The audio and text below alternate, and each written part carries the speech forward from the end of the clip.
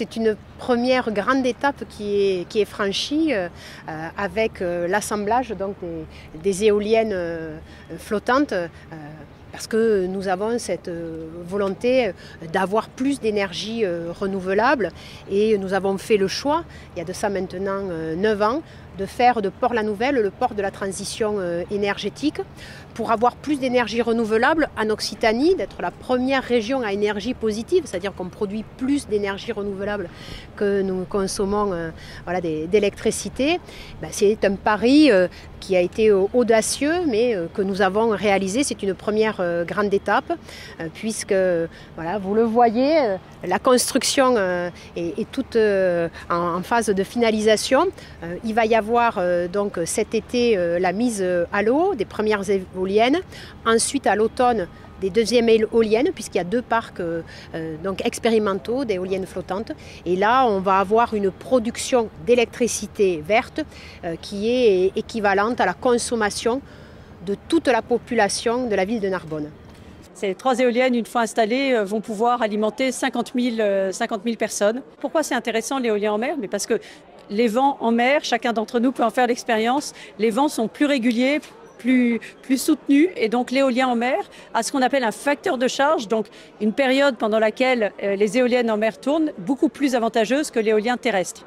Alors ensuite, toutes les énergies renouvelables sont utiles. L'avantage principal, c'est qu'on a un vent très important pendant toute l'année. C'est-à-dire que ce sont des éoliennes qui vont produire à peu près 8000 heures par an, une année comptant 8760 heures exactement. Et donc il y a une production qui est beaucoup plus importante. Par rapport au terrestre, ça produit à peu près 2 fois plus, à même capacité, vous produisez à peu près 2 fois plus d'électricité. La ferme pilote qu'on est en train de construire et de mettre en service sera mise en service à la fin de l'année et elle va durer pendant 20 ans. Elle va être exploitée, produire de l'électricité pour l'équivalent à peu près de 50 000 personnes alimentées en électricité pendant 20 ans. En parallèle, on est en train de développer un autre projet, donc beaucoup plus important, de 250 MW, donc presque 10 fois la capacité de celui-là, avec un horizon de mise en service qui est un peu plus lointain, au début des années 2030, on va dire 2030-2032. Et donc celui-là sera presque 10 fois plus important et aura aussi une période de production qui sera de 25 à 30 ans. Ce projet, on est au début, on est en train d'assembler la première des éoliennes flottantes. Il y en aura 3.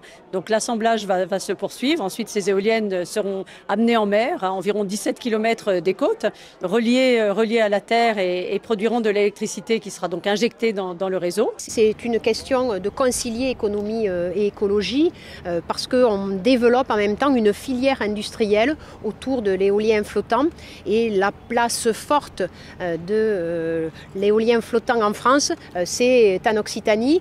On travaille fortement avec les centres de recherche, avec les milieux universitaires, avec les lycées également.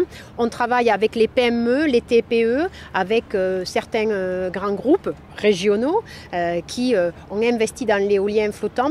Et nous avons eu déjà sur le chantier près de 180 salariés chaque jour depuis le début des travaux. Et nous allons continuer à développer cette filière industrielle. C'est pour la souveraineté industrielle du pays, mais c'est pour la souveraineté énergétique aussi du pays.